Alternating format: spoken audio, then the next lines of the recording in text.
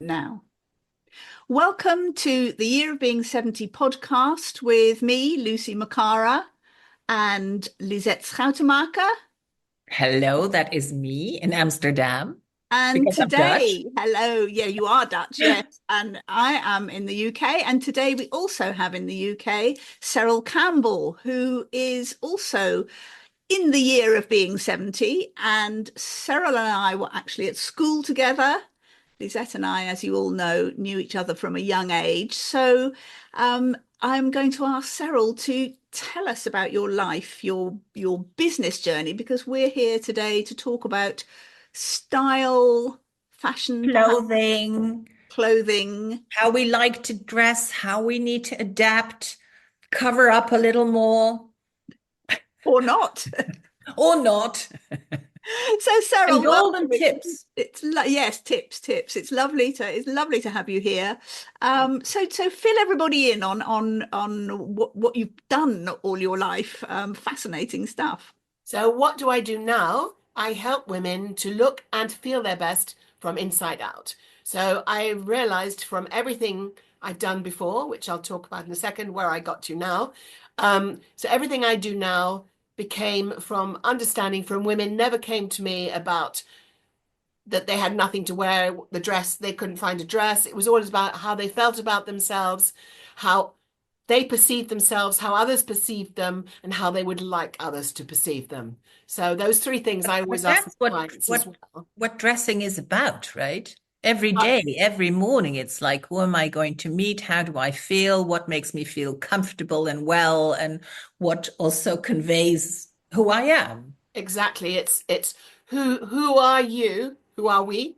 And who do we want others to think we are? It's like the first Yeah, impression thing, isn't it? You get one yeah. chance to give the first impression. So how did I get to helping women look and feel their best in a lifestyle, not life coach, but helping from inside out? So I've always worked in fashion and style in some way. I started life as fashion design, buying, all of that. So I did a good degree in fashion and style and design mixed with the place doesn't exist anymore, was in London School. What was it? I can't even think what it's called now. But anyways, it doesn't exist, but it was part of St. Martin's as well. And then from there, I did everything you could possibly do in fashion, from journalism to design to having my own shops to ending up as a celebrity stylist for 30 years, working with A-list celebrities and also presenting on TV as a style journalist, reporter, commentator, working for the BBC, from Royal Ascot for royal weddings, commentating on Kate and William's wedding for the BBC. I'm So jealous there. it was quite an it was a moment to remember, actually being at Westminster Abbey with all the journalists and TV, and actually seeing it as it happened in the I reality. think I hung on to your every word without, having ever met you. So, yeah. So it's do as I say, never do as I do myself. So, Yeah.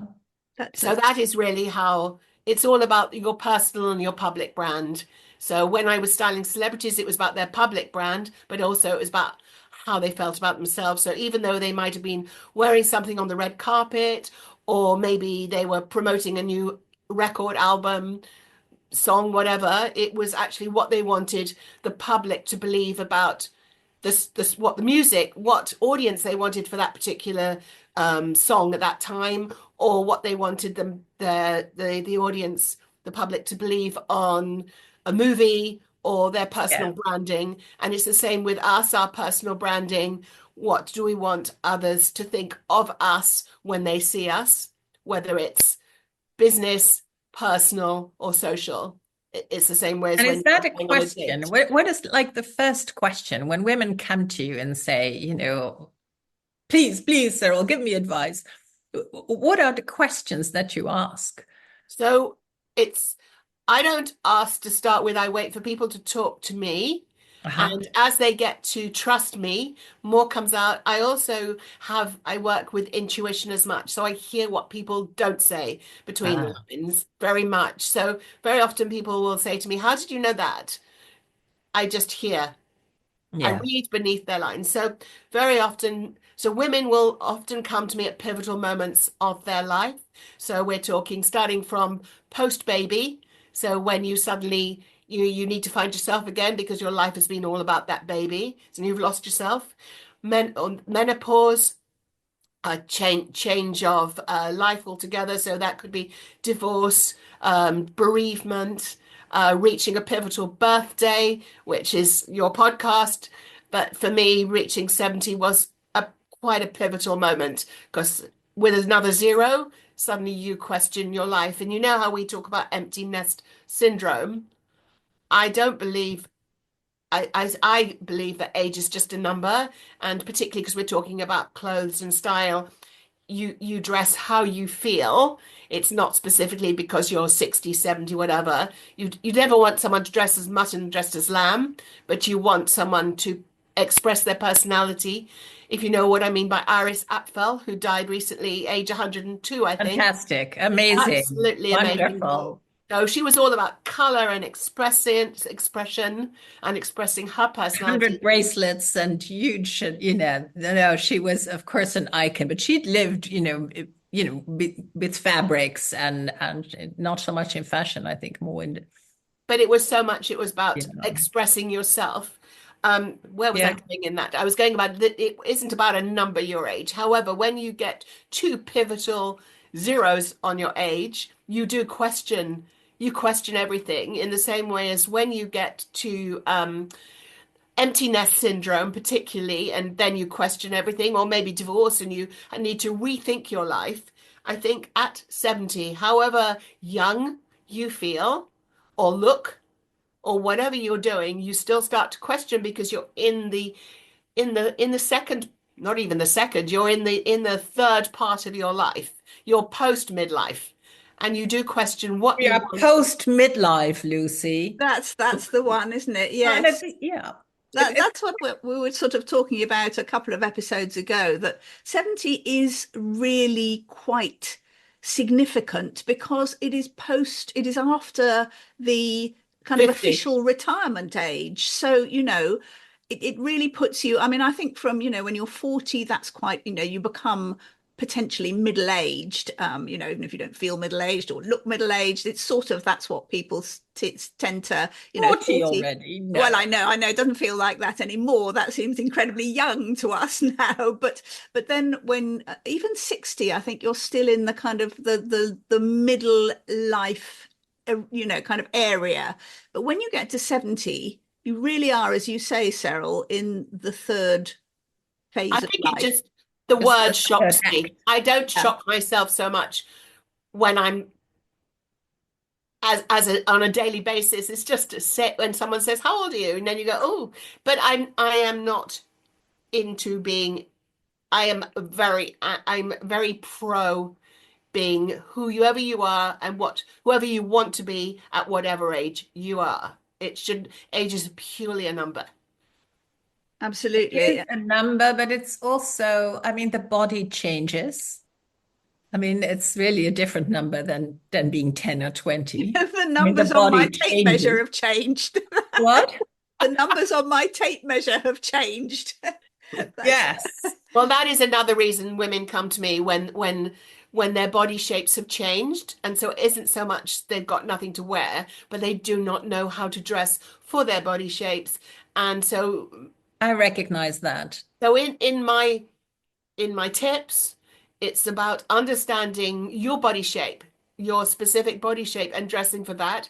Yes, you can have little, you can use trends, but the trend doesn't need to dress you. You need to dress to attract to your best bits and detract from your bits you like least. And then some women will go, I don't have any best bits. Well, we've all got something somewhere that we can find that is good about ourselves. And I want my clients to look in the mirror and love themselves, not necessarily love what they see, but you have to love yourself for someone else to be able to love you. That sounds such an Americanism, isn't it? But it's true. You have to, if you It don't all like yourself, starts here. It all starts here. yeah.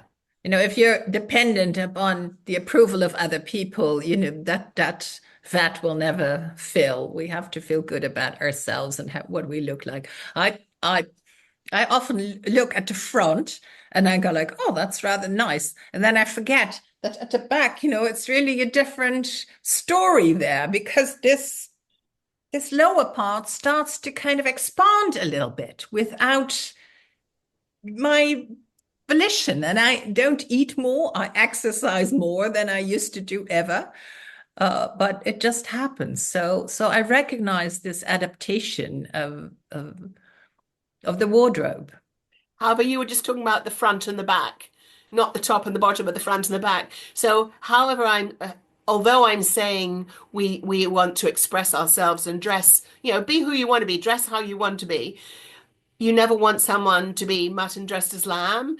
And also, when What does someone that mean? dresses, I So don't that's, get yes, that I was going to say expression. you probably Mutton don't dressed as recognize that lamb? phrase. oh, so what it means is, so say if someone's dressing too young, but you only see them from the back view, and someone looking from the back goes, gosh, they look fabulous, but then you suddenly get to the front and there's a bit of a shock because Oh yeah, suddenly yeah, the yeah, face yeah. is not Mutton dressed matching as the lamb. What a nice expectation expression. from the back. You want the you want the back to match the front. I have no children, but I've asked my niece and my nieces to say, if you ever see me dressed too young, tell me, because I might have a blind spot here or there. But I think that's one of the things we worry about, isn't it? When we get to perhaps our age or perhaps younger, that you really don't, that's a particular kind of worry for women, I think, that you don't want to show up looking as if, you're trying too hard or, you haven't realized that you've aged. You want to, I mean, you want to look cool, you want to look stylish, but you don't want to look as if you're kind of trying to be your own daughter kind of thing. Well, Um, first thing is I'm just going to pick up on the try too hard. To me, being stylish is looking like you haven't tried. I don't right. mean literally just got out of bed like sloppy, but actually looking as whatever you threw on, it's got some attitude, but it didn't look like you spent hours dressing in front of a mirror. Um, so Kate Moss has always, to me, had had style because whatever she threw on, it probably wasn't thrown on, but it looked like it had Lots and been lots of tried. styling there, Pardon? I would think. Lots and lots of But styling it in the wasn't pictures that we contrived and spent saw. hours being put together into contrived. It's like people who buy designer, but then wear the same designer top to toe.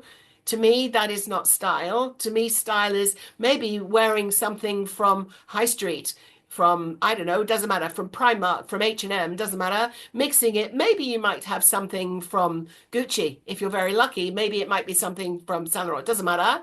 But it's mix and match, cheap, expensive. And if you are wearing predominantly high street, but in a very understated way, with making sure the fabrics are nice, and you are not wearing clothes that you basically want to mix and match and show your own style without over egging the what's the But phrase? that's also the Regularly. creativity of it, right? That's what I like.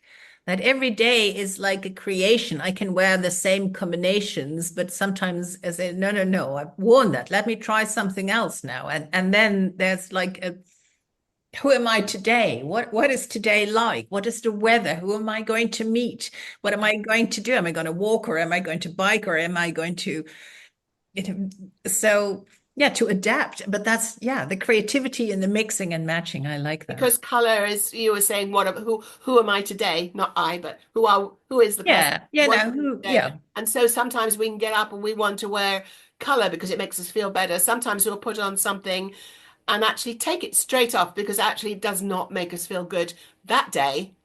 yeah, Not because it doesn't fit, it's actually just somehow the wrong color for that day. And color does make a huge difference, whether it's our surroundings or what we wear in our mood. yeah. So Interesting. you've opted for black, Lucy. I always opt for black. I read somewhere ages ago that Coco Chanel decided at some point in her life that she was only ever going to wear a suit that she designed, and it will be navy blue, and she never wore anything else for the rest of her life. Is that true, Ceril? Or is I that? actually don't know, but I did go to the Chanel exhibition at the V&A. So, and there was other colors, but you may well be right. I think for herself, she designed other things, but Yes. obviously, but I feel the same about black. I feel that, I mean, I kind of know what my colors are. I'm a bright winter, so I can wear other colors, obviously. But for me, when I see myself, I think I look best in black. Oh, and it's black with a bit of white and an accent color maybe, but predominantly black, I think suits me best. And so I think, well, why bother to wear anything else when I'm always going to look best in black? So I You do do. look lovely, and I'm going to say on your black though. However, you do have some light, which is Yeah. reflecting near your face. You have some jewelry at the neck, and also the collar of your jacket also has some. Is it gold? I can't really It's see. sort of beigey, creamy Yeah, kind of so it thing. is lifting. And you, Lisette, look lovely too because you've got this lovely, bright, vibrant green. And so, it's all about what suits our skin tones, and our skin tones do change, as does our hair color as we get older, whatever age. Then At there is 30, another at question. 30 it started. You did go grey very early, didn't you? And It's you like did. my mother and my grandmother. And I saw my mother go to the hairdresser so often. And I thought, I'm not going to do that. I'm not going to spend time at a hairdresser. So I've kept it gray. When I was 30, then, people would stop me in the street and said, can I have the address of your hairdresser? Because you have those wonderful highlights. And I said, well, this is my hair turning gray. And they wouldn't believe me. And also you're both very lucky that you've both turned a great tone of gray Ah, because but then mine you isn't natural. I dye my hair this color. Here's a revelation. I mean, I'm mostly white now, but I used to have streaks, whatever you call them now, highlights. highlights. And I was blonde for most of my life. I occasionally had periods where I went dark or a bit redder or something, but I mostly preferred to be blonde. But then I started getting too grey for blonde highlights to really, I couldn't, it didn't never seemed right. So I thought, okay, I think it was about 10 or so years ago, I just decided I'm going to go platinum blonde, which was what the color I sort of still dye my hair, but now it comes out white. So, but I still have patches of grey that I don't particularly like. So I dye my hair this color. And it's probably mostly white. And one day maybe I'll grow it all out and I'll still be this Well, color. you'll discover what color really is underneath. I Yes. mean, Well, that's what I told women who said, yeah, but if my hair, well, how do you know? You've always dyed it. You have no idea what beauty is, under that mostly kind of poisonous stuff, I would say. I know. It's And our probably I very. have hair. I have highlights, but I am really lucky. My mother didn't really go. My mother, I think, lived till 91, and she was hardly didn't even go grey till she was like in her late 80s, and Wow. so I don't really have any. I've got like a couple here and there, but not really. So I'm lucky. I'm lucky. So this is purely hairdresser highlights. But I'm also lucky. I felt I was in the lineage of my mother and my grandmother, and we turned gray early. And it was now it's not, but it was very distinctive when I was 40 and I had my white hair. I I don't know really if you know, felt but great about it. there was a trend, maybe not so much at this moment again, but there was a trend a little while ago for, hold on, my battery somehow is seeming to run low on my laptop. One sec. Why is that? Yes, there was a trend, but There was Yes. a trend for girls to dye their hair yeah. grey. Grey, Yes, but not even Very white. It funny. was actually grey, wasn't it? It was a it sort of was. Yes. Yeah. particular, So interesting. That seems to have passed, but though. there's also here's another question which I'm not going to maybe not to discuss, but does being grey make you look not you, but can women not want to be grey because they can feel it makes them look older? I'm Yeah, being absolutely. generic in it. Yes, I think that is a quite a big question for a lot of women of our sort of age and younger. Is your hair color? I mean, do you need to stick to your younger hair color because that stops you looking older? And but then the question is really, why do we want to look younger? Because that is the sort of big deal, isn't it? I mean, if I tell people I'm 70 and they go, "Oh my goodness, you don't look 70." They think they're giving me a compliment.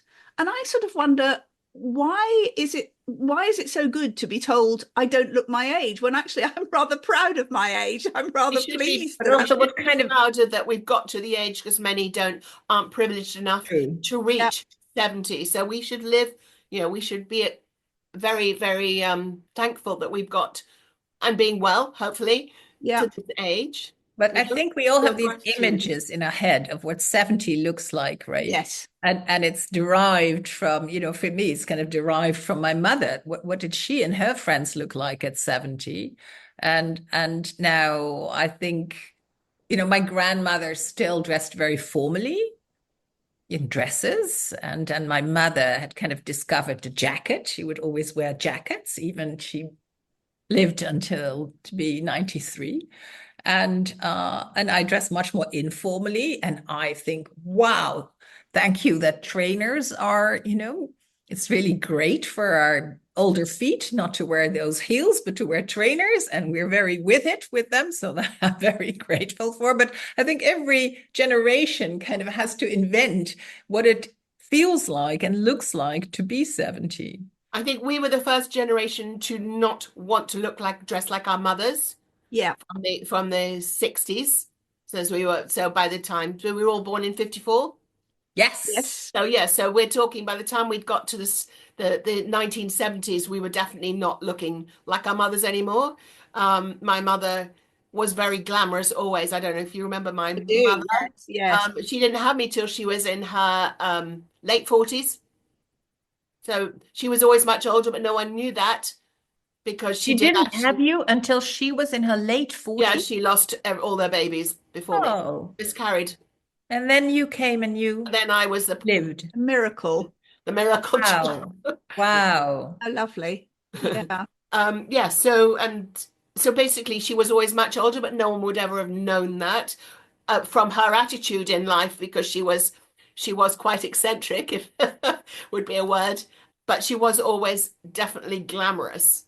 Yeah. So but our perception of our parents is definitely different from my friends and from my kids' ages, who are in their 30s, and to my friends of all ages, and we will often be wearing I'm not saying the same clothes in the same way, but we will have often have the same clothes, the same pair of trousers, or a top that maybe we bought from Zara, worn in a different way. And in fact, going to that subject, some of my biggest views on my posts on I didn't never really wanted to be doing fashion on my Instagram. It wasn't about that. However, the posts that have had the most views have been how to wear one skirt 10 different ways, Ah, which is brilliant. not really what I've been doing, but I've been told actually that has been the most interesting. Yes, that is Just thinking fascinating. outside the box with the clothes you already have in your wardrobe and thinking how you wear them in a different way. Yeah, And make new when combinations and be creative. And because yes, it is sometimes, oh, I wear this with that and then I'm done. But oh, there's so much more is possible there, right? Because So I maybe think you that, actually don't need to buy new clothes each season to not a whole new wardrobe. You can actually the same shirt or the same trousers or the dress you just wear in an updated way for that year, which brings in the trends. So maybe not so much you said, I don't know how you dress. I can see a lovely top, but I mean for me, I might wear cowboy boots with something which I've had for 20 years, the same cowboy boots. But because they're really very much back in, I'll wear the cowboy boots with a sweater dress. So I'll change it. I'll change it up. I'll switch it up to whatever I see of the trends, but with a little nod to the trend. Not going the full Monty, but just a nod. That's a very useful tip, I think, actually. You may not see it as a I do tip, but because I as do we think that's, yeah, very because smart. as we age, we don't want to wear the whole trend, but Yeah, a nod to. but yeah, are there still trends? Are I, there still I feel trends? that, it used to be, oh, now this was the trend and the skirt was going up or was midi going down. And now it feels to me like everything is possible. And there's so many different ways that you can, yeah, there's not just a one thing coming out of Paris in the shows, right? Well, we're not talking about like the Christian Dior new look from the No, 50s. exactly. Yeah. But and with a clinched waist, but there were definitely trends in the way of, let's say, for example, um, let's talk about jeans, for example. There was a whole trend for the skinny jean. Yeah. And Yeah. then we've moved to, let's call it the boyfriend jean, which was more baggy. And at some points, the waist ended at the hip. I mean, it was, low slung jean one, and then it went to the waist, and then it was called Okay. I think it was called a mum cut jean, and then it's changed again. At the moment, there's a look that's the barrel jean. So yes, there are trends. Interesting. So there is. Completely It passed me by, but very interesting. That's about, doesn't mean not you having can't. children. You don't know these things. Well, so I think very much.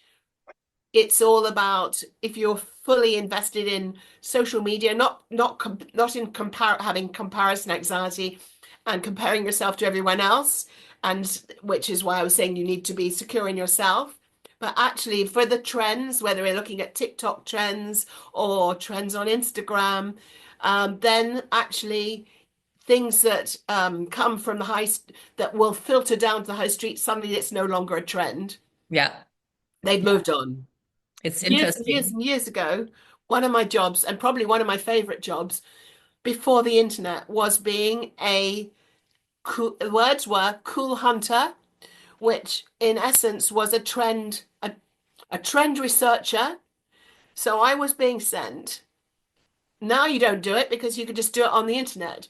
I was being sent to different places around the world to see what the trends were there on the street and coming back with reports on what the latest trend was, whether it was in Japan or whether it was in Italy or in New York, which was a super cool job.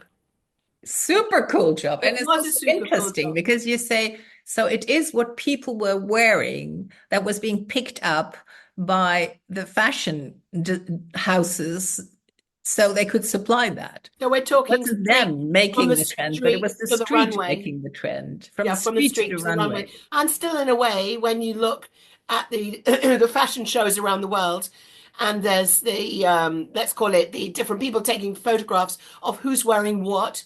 Yeah. Not so much who's wearing what on the front row, because the front row is now the celebrities being paid to wear the designer's clothes, but it's who's wearing what outside on the street Yeah. Yeah. and There's a whole what's thing the there. trend. Yeah. What I was also remembering, Ceril, is when I had my communications company in the late 80s and early 90s, I would never leave the house or the office without my shoulder pads, right? So it feels like it was, we were kind of proving that we could do what the men could do. And we had these pads to make us big.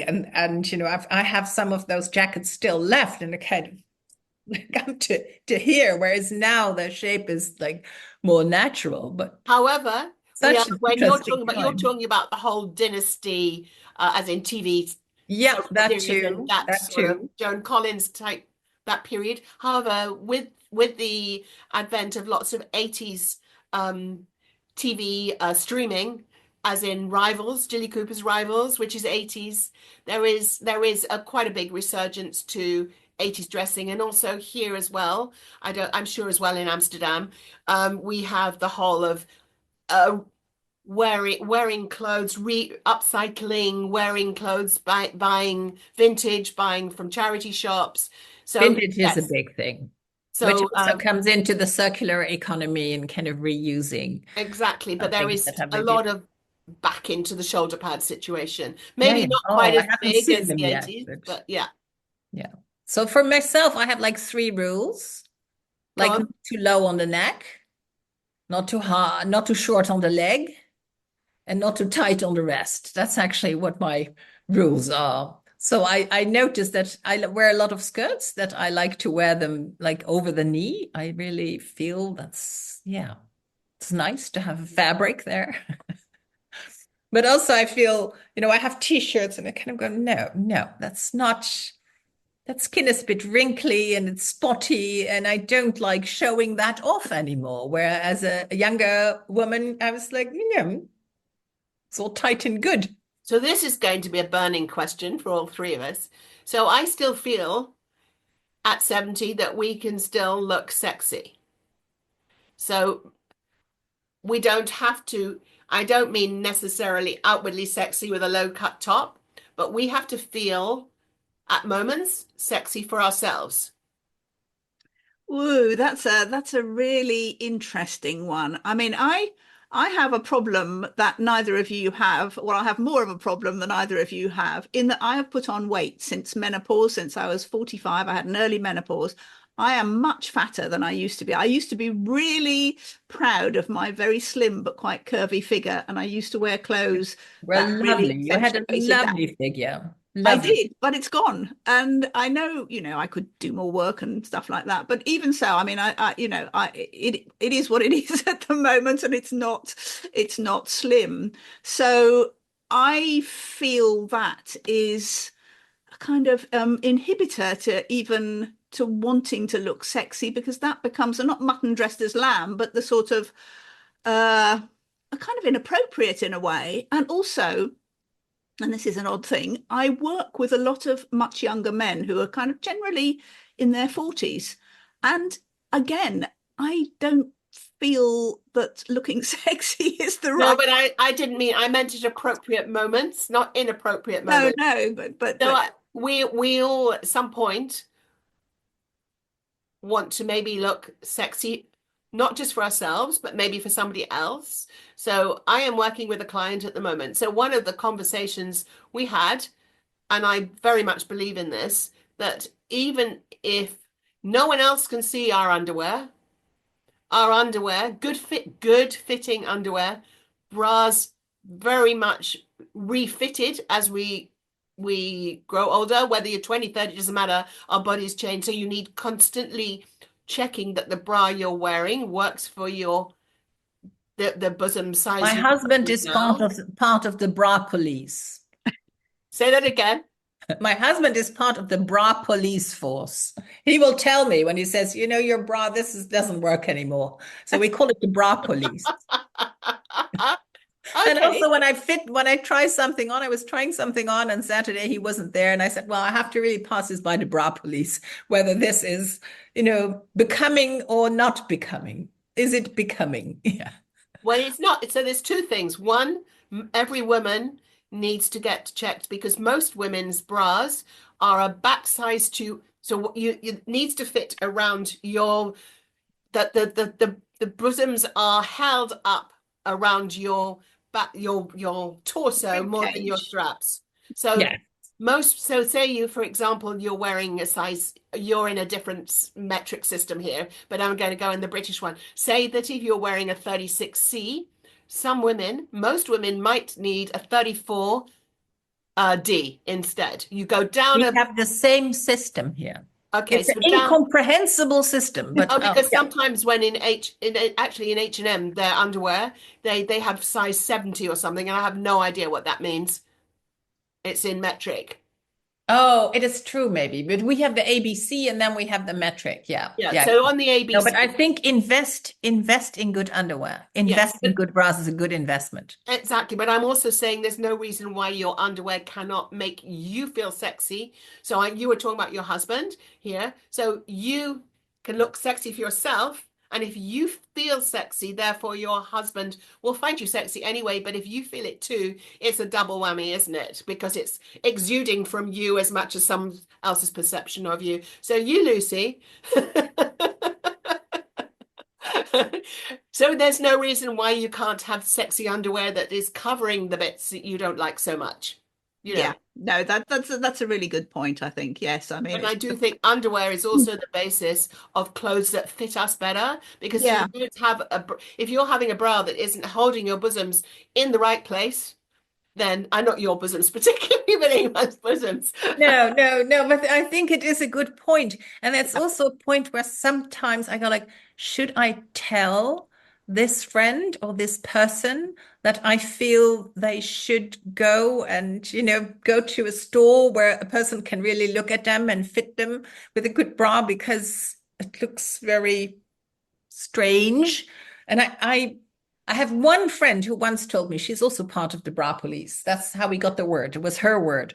But yeah, I haven't really crossed that line of saying to a friend, you ought to maybe, do some renewal in the underwear It's a tricky department. one, isn't it? It is. It could be sometimes it could be construed in a different way. It's a bit like sometimes when someone who you think is a really good friend, maybe they're not such a good friend, because they'll come to you, they'll come and see you and they'll go and they'll look you up and down and they'll look at what you're wearing and you may have felt that you looked really good in what you had on. They'll go, "Oh, that dress looks wonderful on you, but I'm not sure I could wear it myself because I think it's a little young." But that's a bit like passive aggressive, isn't it? Yes, yes, Yeah. absolutely. Because they're Yeah, saying it's a bit too young for them, but they're the same age as you, and then you're thinking, something not quite right there. yeah. Yeah. So, Cyril, do you have any kind of really kind of hard and fast tips, or just, sort of three really useful tips for older, maturer women in terms of looking stylish and cool, either in the shopping or in the wearing or in the mix and matching? I do. Oh, good. Well, So, we thought you did. I thought you would have them. so firstly, don't be a slave to fashion, but don't get stuck in a rut. So just because you've been wearing something that you think suits you for the last 20, 30, whatever years, doesn't mean it's going to suit you now. So sometimes really assess how you look. Be cruel. Really look at yourself in the mirror and assess your best bits. Look at your best bits. Forget, look at all of us women will look at a mirror and only see our worst bits. I want women to look at the best bits. There will be some we can find, even if it's just ankles. It's something. And they Oh, I think we are so harsh. We're so harsh. so I mean, harsh. golf gloves Men are really are never so harsh like sharp. this. No, Never. this is our body. This is creation. It's a creation. It works all the time. The heart beats 60 times a minute. Isn't it amazing? Exactly. So embrace who you are now and look at the bits we want to others to be attracted to. It could be the cleavage. I'm not saying get them all out, but there's no reason why I can't have a little bit of cleavage if that's the way you want to roll.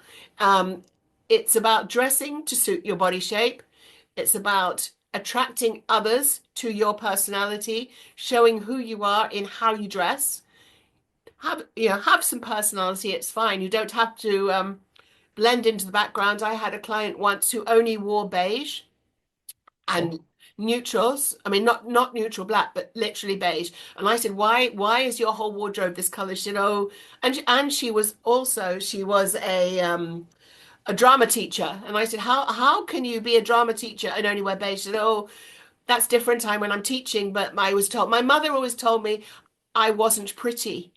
So therefore, I wanted to disappear into the background. What a long shadow. It's often we are how our A parents have long shadow created us. that projects, right? Yeah, Way we're being raised about our body awareness and yes, which is why mothers must never talk to their children about their own weight issues in their minds. You should never talk about, never body shame, never weigh yourself in front of your daughters, all of that, because girls are so impressionable about and picking up subliminally on what we put out, how we eat. Oh, I mustn't eat that. It's too many carbs. Mustn't do that. Mustn't do that. Anyway, I digressed from that.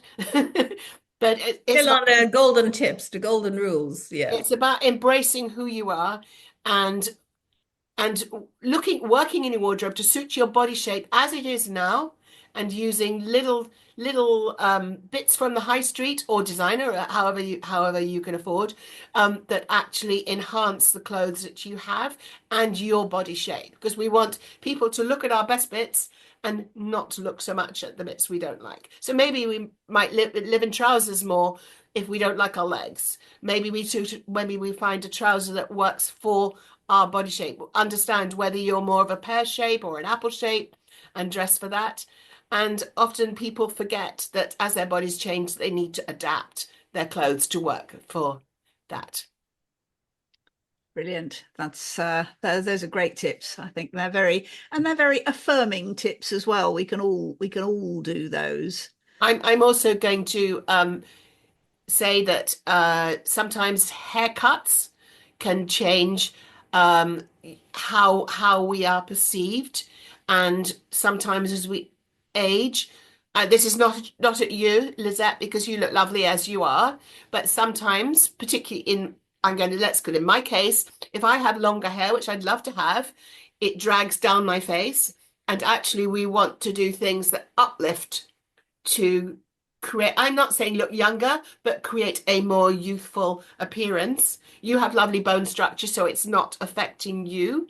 But for me, it's better to have hair that stops there because it creates a better. So it's about looking at ourselves non-judgmentally, but in a way that we can critique and work with what we have. So it could be glasses that suit our face shapes, working with makeup that actually now suits our skin tones as we are aging, whatever age we are, working with hair color that suits our skin tones, working with makeup that suits our skin tones, choosing a haircut that isn't dragging our face down, choosing clothes that flatter body and that sculpt our body because it's attracting the other's eye to the best bits.